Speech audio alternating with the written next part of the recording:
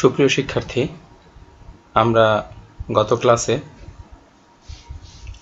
শ্রাবণে কবিতার প্রথম অংশের কাজ সম্পন্ন করেছিলাম।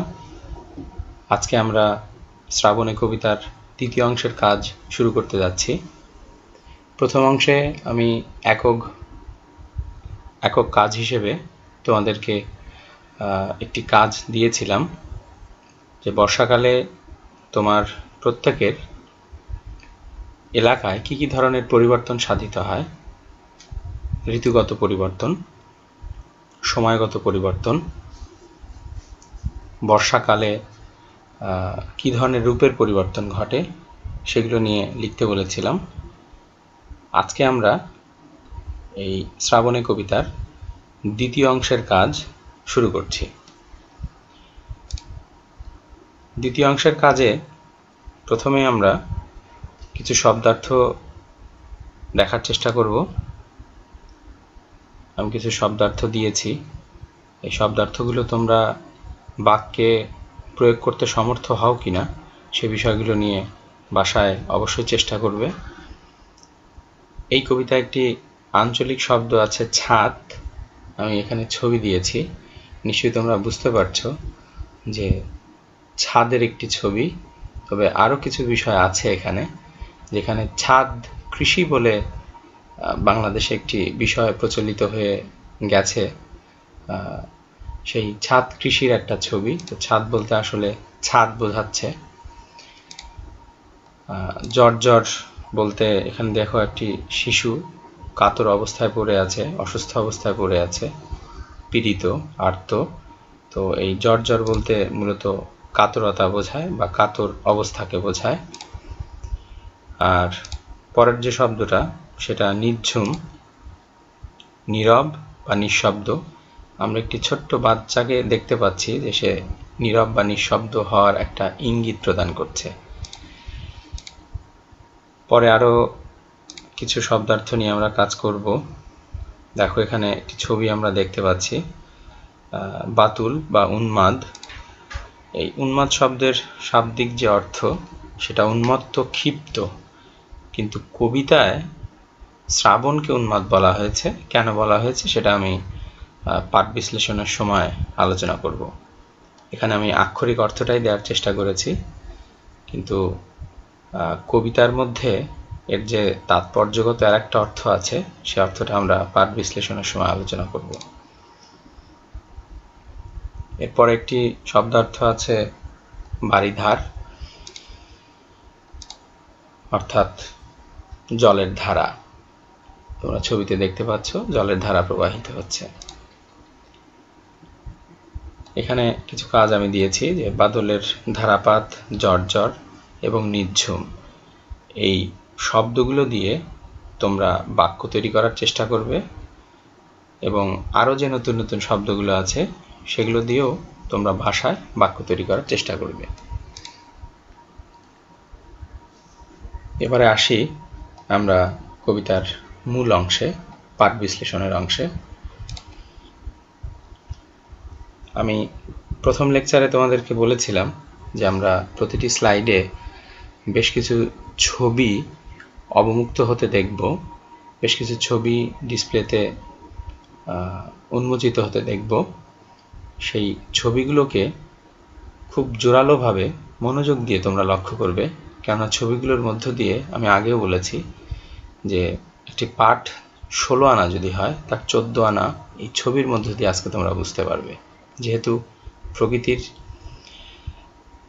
ঋতুর একটি মাসকে, একটি সময়কে নিয়ে কবিতাটা রচনা করেছেন সুকুমার রায় শিশু কিশোরদের উদ্দেশ্যে, তো প্রকৃতির এই বৈশিষ্ট্যগুলোকে তোমরা এই ছবিগুলোর মধ্য দিয়ে ভেতরে ধারণ করবে এবং উপলব্ধির জগতে নিয়ে এসে কবিতাটাকে বোঝার, উপলব্ধি করার চেষ্টা করবে। প্রথমে যে ছবিটা আমরা দেখতে পাচ্ছি, মুষলধারে বৃষ্টি হচ্ছে, রাতের একটি ছবি। মানুষ ছাতা মাথায় এই বৃষ্টির হাত থেকে রক্ষা পেতে এবং বাড়ির দিকে ছুটে যেতে চেষ্টা করছে, তাদের নিজ নিজ গন্তব্যে ছুটে যাওয়ার চেষ্টা করছে। আর একটি ছবি, এখানেও বৃষ্টি হচ্ছে, মুষলধারে বৃষ্টি হচ্ছে, কিন্তু এটা দিনের ছবি। আর একটি ছবি আমরা দেখতে পাচ্ছি যে আকাশ থেকে পৃথিবী পৃষ্ঠের উপরে যে ঘর নির্মাণ করে মানুষ, সেই ঘরের ওপর বৃষ্টির পানি পড়ছে, যেটাকে আমরা আঞ্চলিক ভাষায় ছাদ বলেছিলাম। ছাদ, এই পৃথিবী পৃষ্ঠের উপর আকাশ থেকে পানি পড়ছে, এই একটা ছবি আমরা দেখতে পাচ্ছি। আর একটা ছবিতে দেখতে পাচ্ছি যে ধারাপাতের বই এবং গণিত শেখার যে বই, সে একটি বই। তো এসে আমরা কবিতাটা এবার পাঠ করি। জল ঝরে জল ঝরে সারা দিন সারা রাত। আমি এখানে ছবিতে দেখিয়েছি দিনের জল ঝরছে, রাতেও জল ঝরছে, সারা দিন রাত শ্রাবণের জল ঝরেই যাচ্ছে। অফুরান নামতায় বাদলের ধারাপাত। এখানে তোমরা একটি বিষয় খেয়াল করবে যে গণিতে নামতা বলতে বোঝায় গুণ করার ধারাবাহিক একটি তালিকা, আর ধারাপাত হলো অঙ্ক শেখার একটা প্রাথমিক বই। তোমরা নিশ্চয়ই দেখতে পাচ্ছ। এই কবিতায় বৃষ্টি যে পড়ছে, বৃষ্টির যে ধারা, এই বৃষ্টির ধারাকে, বৃষ্টির এই পতনকে ধারাপাতের সঙ্গে তুলনা করা হয়েছে। বৃষ্টির পতনের অবিরাম যে রিমঝিম ধ্বনি, সেটা আমরা অনেকটাই দেখি শিশুদের নামতা পড়ার যে শব্দ, সেটার সঙ্গে অনেকটাই মিলে যায়। যেমন আমরা ছোটবেলায় পড়েছি 2 একে 2, 2 দুগুণে 4, 3 দুগুণে 6, এভাবে আমরা সুর করে করে পড়তাম। সেই ধারাপাতের একটা ছন্দময় বিবরণ যেন এই শ্রাবণের কবিতার মধ্য দিয়ে শ্রাবণের যে ধারাপাত অর্থাৎ বৃষ্টির যে ধারা, এই ধারার ছন্দময় যে পতন, সেই পতনকে তিনি বাচ্চাদের ধারাপাত পড়ার যে ছন্দময় ধ্বনি, তার সঙ্গে তুলনা করার চেষ্টা করেছেন। এরপরের যে দুটো লাইন, আকাশের মুখ ঢাকা ধোঁয়ামাখা চারিধার, পৃথিবীর ছাদ পিটে ঝমাঝম বারিধার। এই যে পৃথিবী পৃষ্ঠের উপরে বাদলের যে ধারা পতিত হচ্ছে, এই বিষয়টাকেই মূলত তিনি এখানে দেখানোর চেষ্টা করেছেন। আর শ্রাবণে আকাশের মুখ মেঘ দিয়ে যে ঢাকা থাকে, সেটা আমরা দিনের বেলার ছবি এবং এই ছবিটিতে লক্ষ্য করছি। এবং চারদিকে তোমরা খেয়াল করে দেখবে যে কেমন একটা ধোঁয়াচ্ছন্ন একটা অবস্থা পুরো প্রকৃতি জুড়ে, সেই বিষয়টি এখানে দেখানোর চেষ্টা করা হয়েছে। পরের অংশে আরেকটি ছবি আমরা দেখতে পাচ্ছি। এখানেও বৃষ্টির ধারা অফুরান নামতার মতো ঝরে পড়ছে এবং আরও যে তিনটে ছবি, অঝোর ধারায় অজস্র বারিধারা পৃথিবীর বুকে ভূপৃষ্ঠে পতিত হচ্ছে। এখানে নদী একেবারে জলে টইটুম্বুর হয়ে গেছে। আর এখানে অতিরিক্ত প্লাবনের কারণে, অতিরিক্ত বারিধারা বর্ষণের কারণে আমরা দেখতে পাচ্ছি যে পুরো অঞ্চল প্লাবিত হয়ে গেছে। তাহলে এবার কবিতাটা পরের অংশ যে আছে সেটা আমরা পাঠ করছি। যে স্নান করে গাছপালা, দেখো এখানে গাছপালা বৃষ্টির জলে স্নান করছে। প্রাণ খোলা বর্ষায়, শ্রাবণ মাসের যে বর্ষাটা হয়, সেটা যেন প্রাণ খুলে বারিধারা পৃথিবী পৃষ্ঠের উপর পতিত করে, সেই বিষয়টাই বলছে যে গাছপালা যেন প্রাণ খোলা বর্ষায় স্নান করছে। নদীনালা ঘোলা জল ভরে উঠছে ভরসায়। আমরা অন্য সময় দেখতে পাই গ্রীষ্মের সময় কিংবা শীতের দিকে, যখন নদীনালা খালবিল পানিতে টইটুম্বুর থাকে না, পানিতে থই থই করে না, কিন্তু শ্রাবণে আমরা এই নদীনালা খালবিলকে একেবারে পানিতে থই থই করতে দেখি। তাদের একটা ভরসা স্থল এই শ্রাবণের এই বারিধারা, এই প্লাবনের বিষয়টি নদীনালার কাছে একটা ভরসার জায়গা, একটা আস্থার জায়গা। সেজন্য কবি বলছেন নদীনালা ঘোলা জল ভরে ওঠে ভরসায়। আর ঘোলা জল এই কারণে বলা হচ্ছে যে এই সময় প্রচুর বৃষ্টিপাত হওয়ার ফলে ভূপৃষ্ঠের যে মাটির অংশগুলো আছে, সেগুলো পানির সাথে মিশে যায়। তোমরা যদি নদী এবং খাল বিলের জল বর্ষার সময় খেয়াল করো, বৃষ্টিপাতের পর দেখবে জলটা একদম ঘোলাময় অবস্থায় হয়ে আছে, পরিষ্কার না, যেটা অন্য সময় পরিষ্কার থাকে।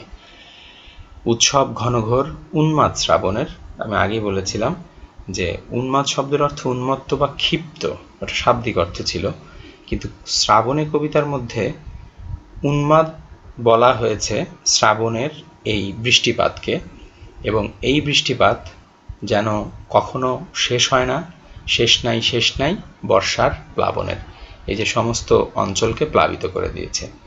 তো আমি এবার ব্যাখ্যা করছি যে শ্রাবণ মাসকে কেন উন্মাদ বলা হয়েছে। আগে উল্লিখিত হয়েছে যে উন্মাদ শব্দের অর্থ উন্মত্ত, ক্ষিপ্ত বা বাতুল, পাগলামিপূর্ণ আচরণ যে করছে তাকে আমরা উন্মাদ বলছি।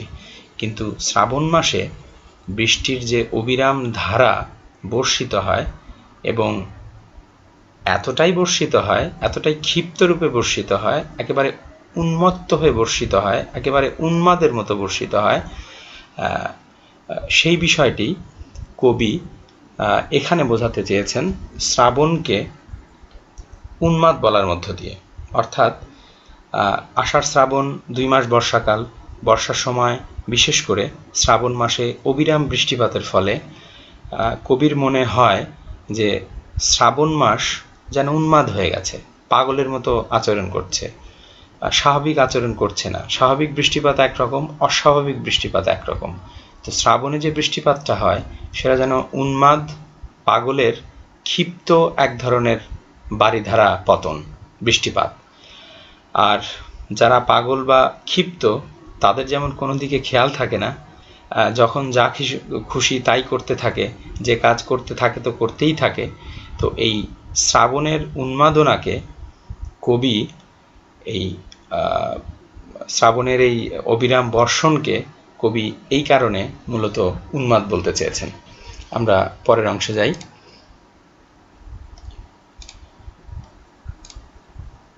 পরের অংশে জলে জলে জলময় 10 দিক টলমল, অবিরাম একই গান ঢালো জল ঢালো জল। এখানে যে বিষয়টি দেখানোর চেষ্টা করা হয়েছে যে নদী নালা ঘোলা জলে ভরে গেছে, আমরা আগেই দেখেছি। 10 দিক একেবারে টলমল করছে, অর্থাৎ অবিরাম বৃষ্টিপাতের ফলে চারদিক জলে জলে যে একেবারে জলময় হয়ে যায়, চারিদিক যে একেবারে থই থই করে, টলমল করে, অথই পানিতে সমস্ত জায়গা একেবারে টইটুম্বুর হয়ে যায়, এই বিষয়টিকে কবি দেখানোর চেষ্টা করেছেন এই অংশে। গ্রীষ্মের প্রচণ্ড দাবদাহ শেষে, প্রচণ্ড তাপদাহ শেষে শ্রাবণ মাসে চারদিক একেবারে জলে পরিপূর্ণ হয়ে ওঠে।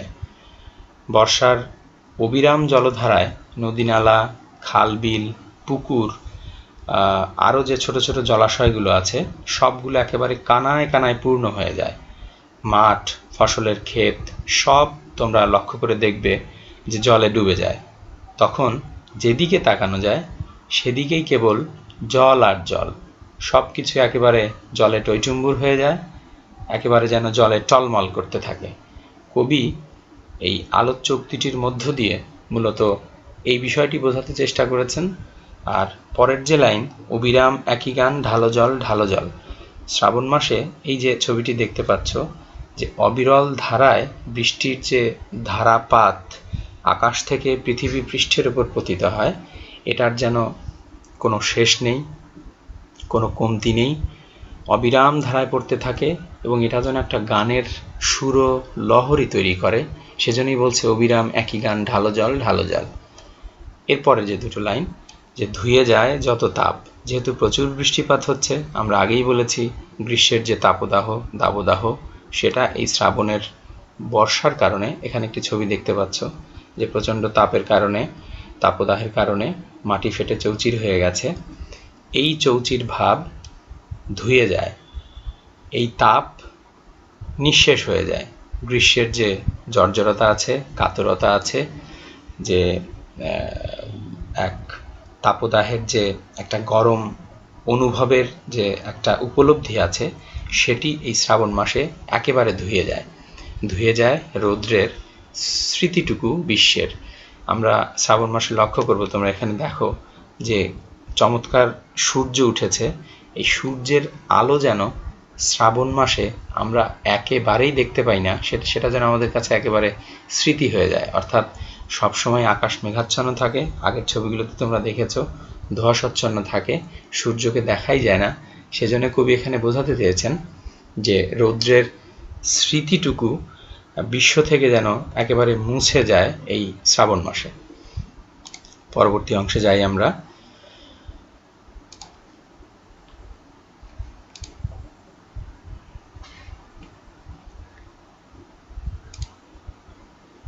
পরবর্তী অংশে আমরা দেখতে পাচ্ছি যে এই সমস্ত কিছুর পর শুধু যেন বাজে কোথা নিঝুম ধুকপুক, আর ধরণীর আশা ভয়, ধরণীর সুখ দুঃখ। আসলে ধরণীর আশা ভয়, ধরণীর সুখ দুঃখ বলতে কবি প্রকৃতির যে পরিবর্তন, আমি যখন কবিতার বিষয়টি নিয়ে অর্থাৎ কবিতার মূল পাঠবস্তুর সারসংক্ষেপ নিয়ে আলোচনা করেছিলাম, তখন বলেছিলাম যে প্রকৃতির পরিবর্তনের সঙ্গে মানব মন কিভাবে সম্পৃক্ত হয় সেটা কবিতার শেষ চরণের মধ্য দিয়ে কবি যথার্থভাবে উন্মোচন করার চেষ্টা করেছেন এবং সফল হয়েছেন। এই ধরণীর আশা ভয়, ধরণীর সুখ দুঃখ বলতে কবি প্রকৃতির পরিবর্তনের সাথে সাথে মানব মনের সুখ দুঃখেরও যে পালাবদল ঘটে সে বিষয়টি দেখানোর চেষ্টা করেছেন। অর্থাৎ প্রকৃতির একটি অনুষঙ্গ শ্রাবণ মাস, শ্রাবণের বৃষ্টি। তোমরা লক্ষ্য করে দেখবে যে শ্রাবণের বৃষ্টির সঙ্গে মানব মনের সুখ দুঃখ, আশা আকাঙ্ক্ষা, স্মৃতি কাতরতা এবং মানব মনের স্মৃতির অনেক কিছু জড়িয়ে থাকে। মুষলধারায় যখন বৃষ্টি হয় তখন মানুষ স্মৃতি কাতর হয়ে পড়ে, কেউ তার শৈশবের বৃষ্টির স্মৃতির দিনগুলোর দিকে ধাবিত হয়, কেউ তার শৈশবের সুখকর যে স্মৃতিগুলো আছে, এখানে একটি ছবি দেখতে পাচ্ছ যে ছোট্ট একটি শিশুর যে হাস্যোজ্জ্বল ছবি, এই শৈশবের অনেক হাস্যোজ্জ্বল ছবির দিকে আমরা এই মুষলধারে বৃষ্টির সময় যখন সেই বৃষ্টির ধারাকে অনুভব করার চেষ্টা করি, তখন সেই শৈশবের ধারার দিকেই কিন্তু আমরা, শৈশবের সুখকর স্মৃতির দিকেই কিন্তু আমরা ধাবিত হই। অর্থাৎ প্রকৃতির একটি অনুষঙ্গ বৃষ্টি। এই বৃষ্টি প্রকৃতির একটা পরিবর্তন নিয়ে আসে, সাথে সাথে মানব মনেও নানা ধরনের পরিবর্তন এই বৃষ্টি দিয়ে যায়। তাহলে বলতেই পারি আমরা যে বাংলার প্রকৃতি, বাংলার মানুষের সাথে এই বৃষ্টির নিবিড় একটা সম্পর্ক রয়েছে, জড়িয়ে রয়েছে মানুষের সুখ দুঃখ, ভয় ইত্যাদি। গ্রীষ্মের কঠোর যে তাপদাহ, রুক্ষতা, জর্জর অবস্থা, এই সমস্ত কিছু শ্রাবণের বর্ষণের মধ্য দিয়ে মানব মনে এক ধরনের প্রশান্তিময় পরিবর্তন এনে দেয়। আবার অতিবর্ষণের ফলে মানুষের কিন্তু বিশেষ করে কৃষকদের, খেটে খাওয়া মানুষদের দুঃখ কষ্টেরও সীমা থাকে না। তাহলে একদিকে মানব মনে প্রশান্তি এনে দিচ্ছে শ্রাবণের বৃষ্টি, আবার অন্যদিকে অনেক মানুষের কাছে এই অতিবৃষ্টি দুঃখ কষ্টেরও কারণ হয়ে দাঁড়ায়। তাই আমরা বলতে পারি যে পৃথিবীতে প্রকৃতির পালাবদল ঘটে এবং এই পালাবদলের সঙ্গে মানব মনেও এক ধরনের পরিবর্তন সাধিত হয়। সেটাকেই কবি এখানে দেখানোর চেষ্টা করেছেন যে একদিকে প্রকৃতি বৃষ্টির মধ্য দিয়ে সুখ নিয়ে আসে, আবার অন্যদিকে অনেক মানুষের মধ্যে এই শ্রাবণের প্লাবন দুঃখেরও সঞ্চার করে। আমরা দেখেছিলাম যে অতি প্লাবনে পুরো এলাকা প্লাবিত হয়ে গেছে, ঘরবাড়ি ডুবে গেছে। এই দুঃখেরও সঞ্চার করে শ্রাবণ। এই উক্তিটির মধ্য দিয়ে মূলত কবি এই বিষয়টি দেখানোর চেষ্টা করেছেন। আর শুধু যেন বাজে কোথা নিঝুম ধুকপুক, এই অংশটি আমি আগেই বলেছি যে এই অংশে কবি দেখাতে চেয়েছেন যে মুষলধারে বৃষ্টির সময় আমরা যখন একেবারে নিঃশব্দ একটা অনুভূতির জগতে প্রবেশ করি, তখন আমাদের চেতনালোক বা আমাদের স্মৃতি দূর কোনো অতীতে গিয়ে সুখকর স্মৃতিকে হাতড়ে বেড়ায়। শিক্ষার্থীরা, কবিতাটি তোমরা প্রত্যেকটি ছবির মধ্য দিয়ে, আমি আগেই বলেছিলাম যে প্রত্যেকটি ছবি তোমরা খেয়াল করবে, প্রতিটি ছবিতেই প্রকৃতির অনুষঙ্গ ব্যবহার করা হয়েছে, শ্রাবণে কবিতার অনুষঙ্গ ব্যবহার করা হয়েছে। আমি আশা করছি যে কবিতাটা তোমরা সুন্দরভাবে অনুধাবন করতে পেরেছ। বাড়ির কাজে আমি একটি বিষয় তোমাদেরকে দিয়েছি, খুব বেশি বিষয় আমি দেইনি বাড়ির কাজে, একটি বিষয় দিয়েছি, সেটা হচ্ছে শ্রাবণী কবিতা অবলম্বনে প্রকৃতি ও মানব মনের ওপর বর্ষা বা বর্ষাকাল কতখানি প্রভাব বিস্তার করে সেটা তোমরা বিশ্লেষণ করবে। তো শিক্ষার্থীরা, আজকে আমার অনলাইন ক্লাসের এখানে আমি সমাপ্তি ঘোষণা করছি। পরবর্তী ক্লাসে আবারও দেখা হবে ইনশাআল্লাহ। সে পর্যন্ত তোমাদের সকলের সুস্থতা কামনা করছি, আর প্রত্যেকেই পড়াশোনার সঙ্গে থাকো আর চেষ্টা করতে থাকো পরিবারকে সঙ্গ দেওয়ার, ভালো কাজ করার। সবাইকে ধন্যবাদ।